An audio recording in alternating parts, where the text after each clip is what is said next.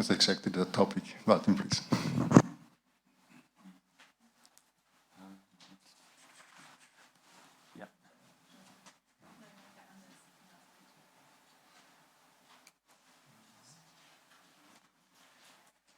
Yes, thank you very much. I would like to present you some information about the breeding monitoring of red kites in Saxony-Anhalt. But I don't want to start in the last few years. I will go back a few years to show you what we have, what kind of history we have here in Saxony-Anhalt on monitoring of the red kite.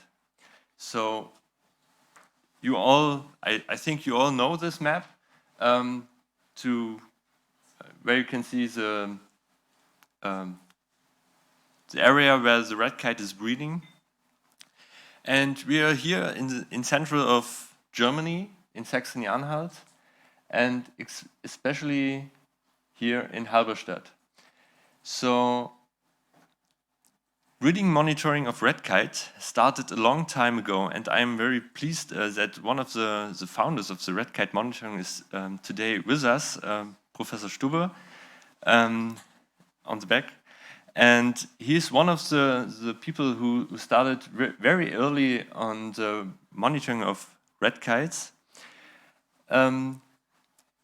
Yesterday, some of you could have a look on this forest. It's not very far from Halberstadt, the Hakel forest. In 1975, there was a head forester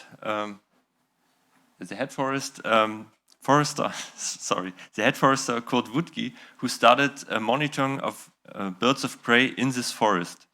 And this monitoring is still continue until today. So we have a lot of data on this, on this forest and also the surrounding area.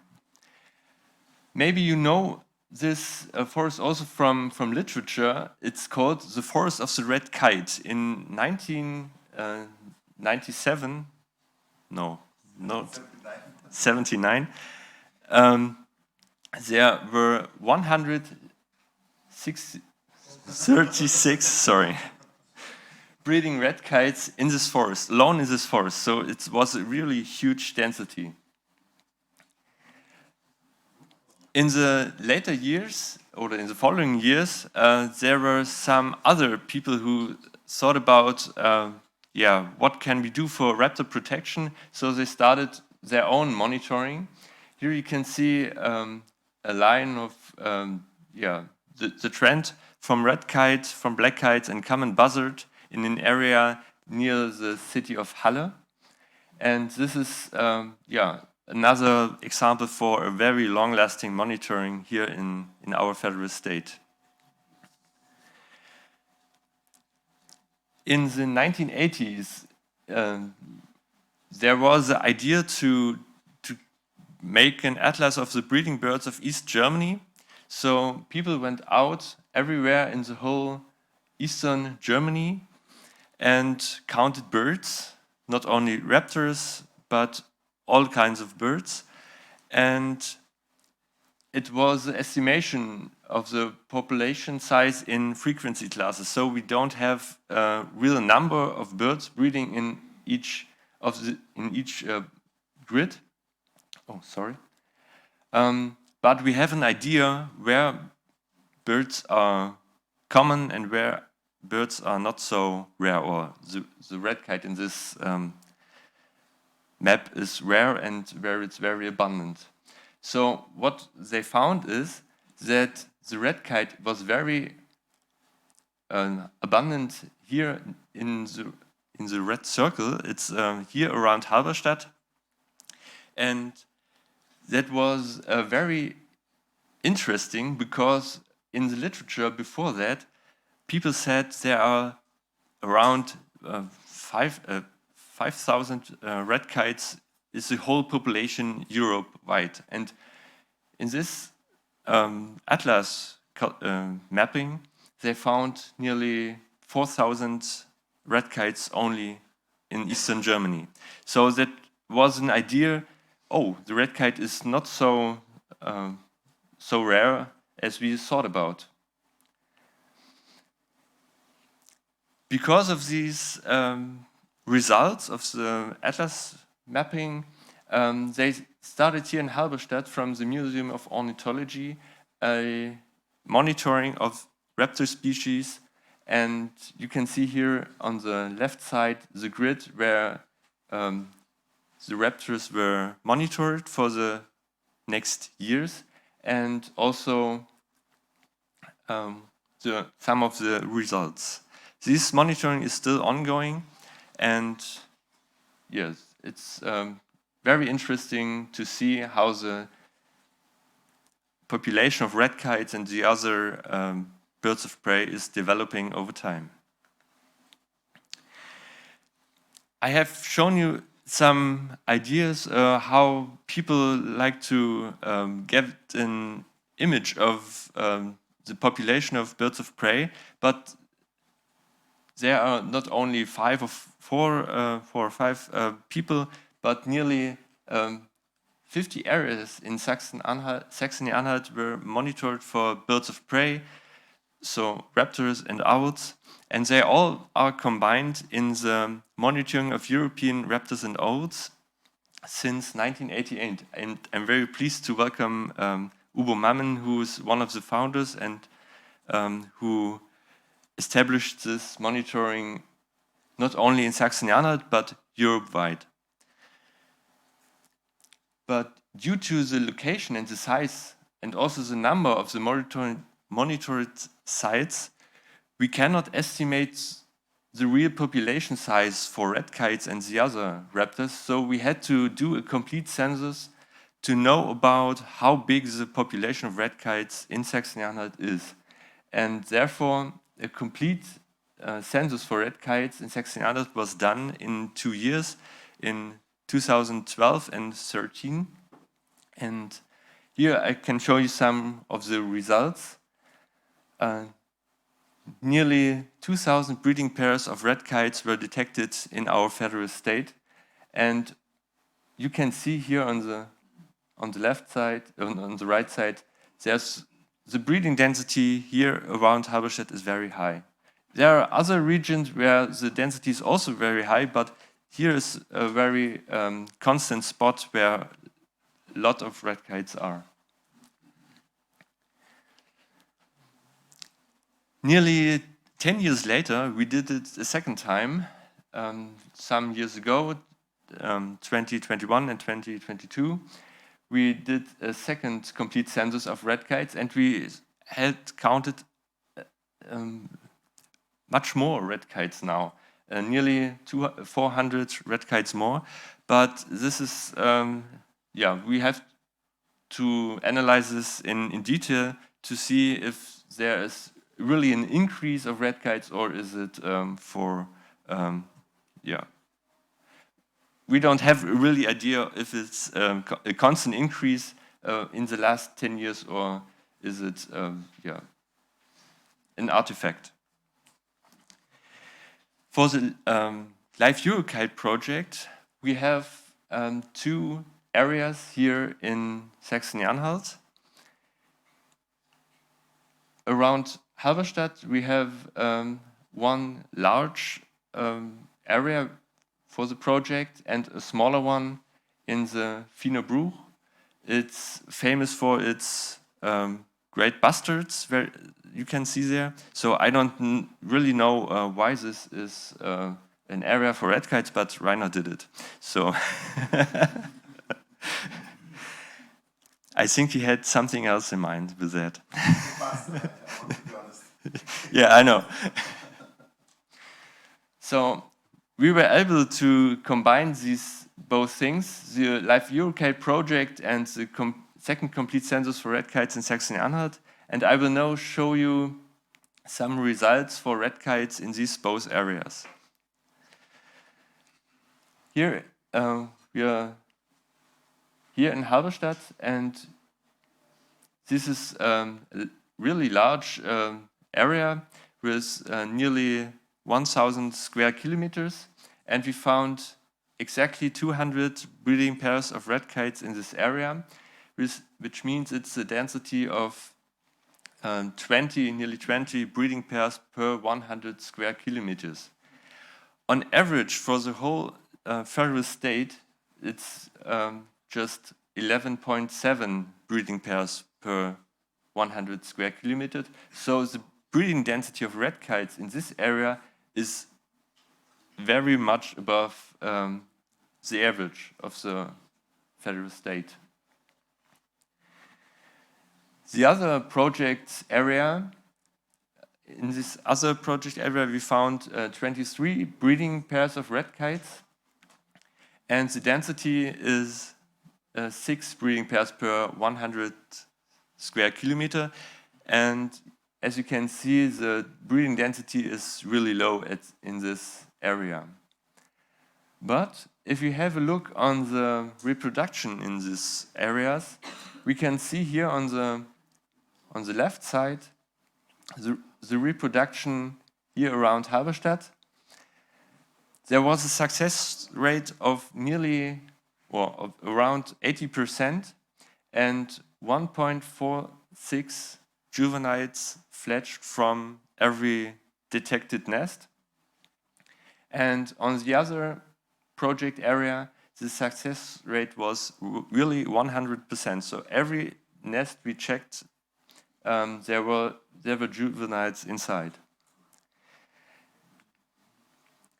On average, for the whole federal state of Saxony-Anhalt, we found that the reproduction was, on average, 1.26 juveniles per controlled nest, and the success rate from around 79%. So both areas are above average when we have a look on the reproduction. But it's also interesting to have a look on where the red kites are breeding. So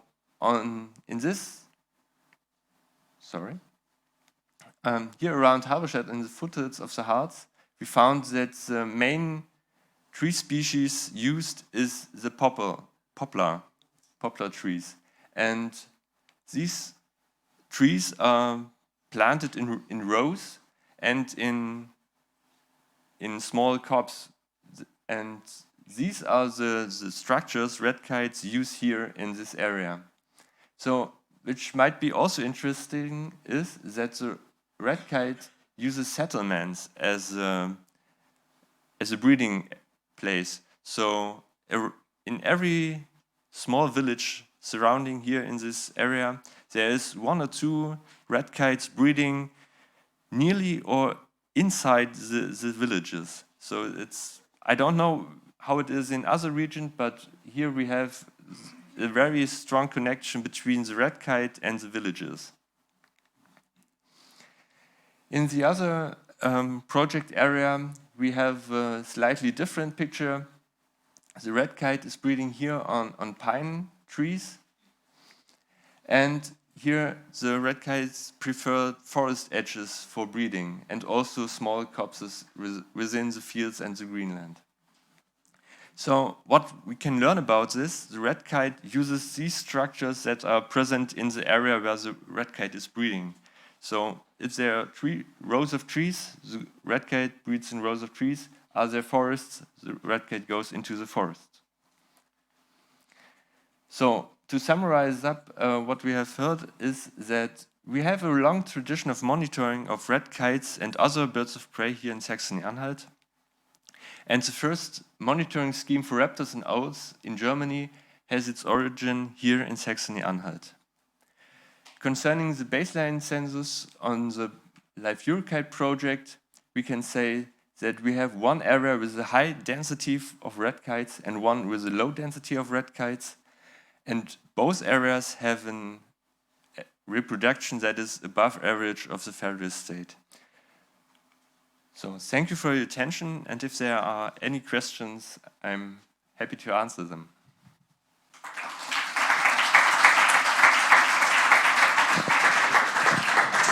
Thanks a lot, Martin. It was really an interesting presentation, especially to me because I heard it the first time. So are there any questions, please? Yes, please.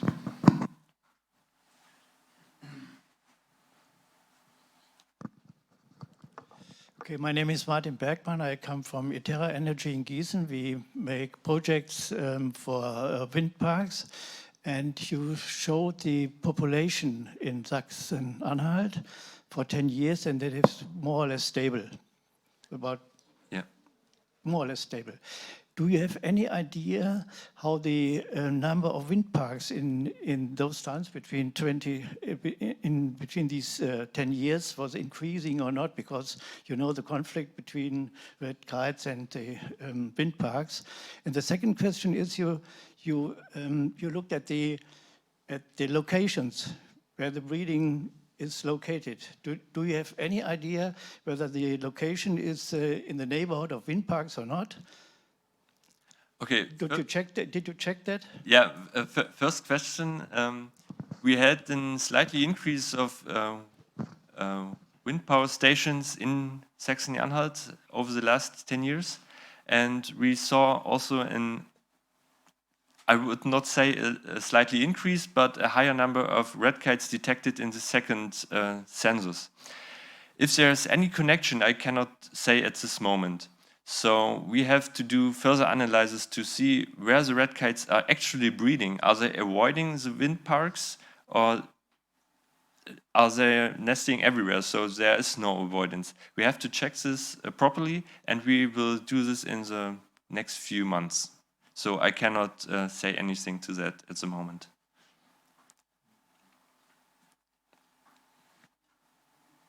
Okay, thank you. Was that answer sufficient? I guess it was. Yeah. Thorsten Langemach, Brandenburg State Bird Conservation Center.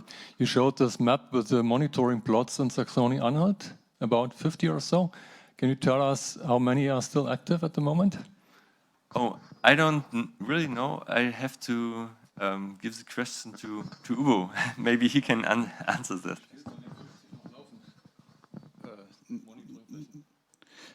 Up to now, about 20. Okay, thank you very much. Thank you. Here's the next question, please. Hi, Niels Breitbach from WPD. Martin, you showed the map of the Hakel forest with these very high densities from the 70s onwards. Do you know what is the reason why the red kite doesn't seem to be territorial in this area, or what causes these high densities? I mean, in contrary to the black kites, usually the red kites don't like to nest in groups or in very high density. So what is different in the Hakel forest? Yeah, this was really an occasion that the forest was the only breeding structure in the whole landscape. So the surrounding fields were very good to find food for the red kites, but there were no nest structures like rows of trees or trees actually. So they just planted trees in the open landscape, and afterwards these structures grow so high that the red kites can use it, and they go out of the forest into these new planted structures. So that was just a combination of the trees growing in the forest and are good structures for building a nest, and the good food conditions in the surrounding landscape. So that's made the high density. Thanks a lot. The next question comes from Rainer. Martin, what is the current situation in Hakel? Because I think in the past there were so many, but at the moment I think there is a low density of red kites. Yeah, at the moment I think 5 or 6 breeding red kites are still there. Yes, it's really low, but in the last few years it's constant. Thanks a lot. We still have some time left for discussion. No more questions? Okay. Ready, please?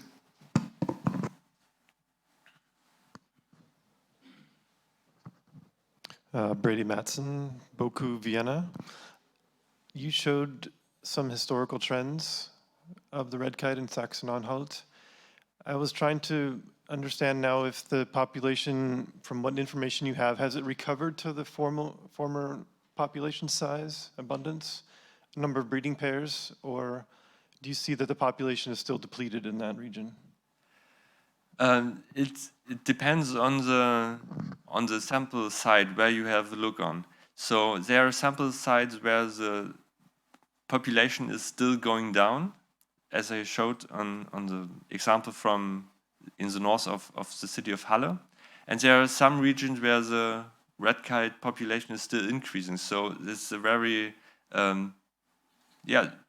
different picture of, it's a very patchy picture around the country. So overall, I think it's more or less stable in the last few years. Thank you. So, any more questions? In case of not, we can save some time and have a longer coffee break, which is good for all of us. Martin, thank you. Thank you very much. And